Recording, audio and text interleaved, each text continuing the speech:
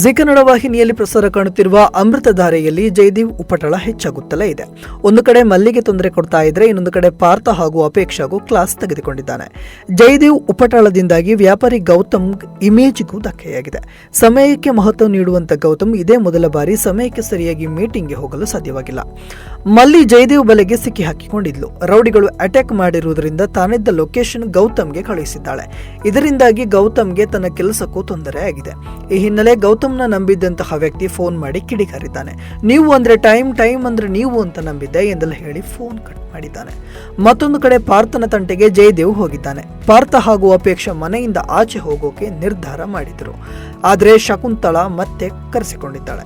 ಜಯದೇವಿಗೆ ಪಾರ್ಥ ಸಂಬಂಧದ ಪಾಠ ಮಾಡಿದ್ದಾನೆ. ಒಳ್ಳೆಯತನ ಇಲ್ಲದ ಮನೆ ಸ್ಮಶಾನಕ್ಕೆ ಸಮ ಎಂಬ ಅರ್ಥದಲ್ಲಿ ಮಾತನಾಡಿದ್ದಾನೆ. ಕಣ್ಣೆದುರು ಸಾಮ್ರಾಜ್ಯ ಕುಸಿಯುತ್ತಿದೆ, ಆದರೆ ನಿನಗೆ ಕಾಣ್ತಿಲ್ಲ ಎಂದು ಹೇಳಿದ್ದಾನೆ. ಪಾರ್ಥನ ಈ ಮಾತುಗಳಿಂದ ಕೆರಳಿರುವ ಜಯದೇವ್ ಇನ್ನೇನು ಪಾರ್ಥನ ವಿರುದ್ಧ ತಿರುಗಿ ಬೀಳಬೇಕು. ಅಷ್ಟರಲ್ಲಿ ಬಂದ ಶಕುಂತಲಾ ಇದೇನು ವಾರ್ ಫೀಲ್ಡ್ ಎಂಬ ಪ್ರಶ್ನೆ ಕೇಳಿದ್ದಾಳೆ. ಪಾರ್ಥನ ತಂಟೆಗೆ ಬರದಂತೆ ಜಯದೇವ್ಗೆ ವಾರ್ನ್ ಮಾಡಿದ್ದಾಳೆ ಶಕುಂತಲಾ. ಸದ್ಯ ಮಲ್ಲಿಯನ್ನು ಗೌತಮ್ ಕಾಪಾಡಿದ್ದಾನೆ. ಮಲ್ಲಿ ಎಲ್ಲ ಅಡೆತಡೆಗಳನ್ನು ದಾಟಿ ಪರೀಕ್ಷೆಯನ್ನು ಕೂಡ ಬರೆದಾಗಿದೆ.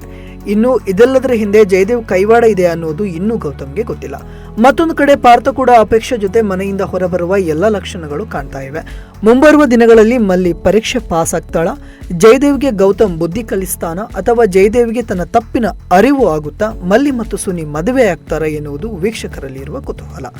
ಅಮೃತಧಾರೆ ಧಾರಾವಾಹಿ ಜಿ ಕನ್ನಡ ವಾಹಿನಿಯಲ್ಲಿ ಪ್ರಸಾರ ಕಾಣ್ತಾ ಇದೆ. ಛಾಯಾ ಸಿಂಗ್ ಭೂಮಿಕಾ ಎನ್ನುವ ಪಾತ್ರದಲ್ಲಿ ಕಾಣಿಸಿಕೊಂಡಿದ್ದಾರೆ. ಈ ಧಾರಾವಾಹಿ ಜಿ ಕನ್ನಡ ವಾಹಿನಿಯಲ್ಲಿ ಸೋಮವಾರದಿಂದ ಶುಕ್ರವಾರ ಸಂಜೆ 7 ಗಂಟೆಗೆ ಪ್ರಸಾರ ಕಾಣ್ತಾ ಇದೆ. ಇಂಟ್ರೆಸ್ಟಿಂಗ್ ಮತ್ತು ಇನ್ಫಾರ್ಮೇಟಿವ್ ವಿಡಿಯೋಗಳನ್ನ ಮಿಸ್ ಮಾಡ್ಕೋಬೇಡಿ. ಈಗಲೇ ಸಬ್ಸ್ಕ್ರೈಬ್ ಮಾಡಿ.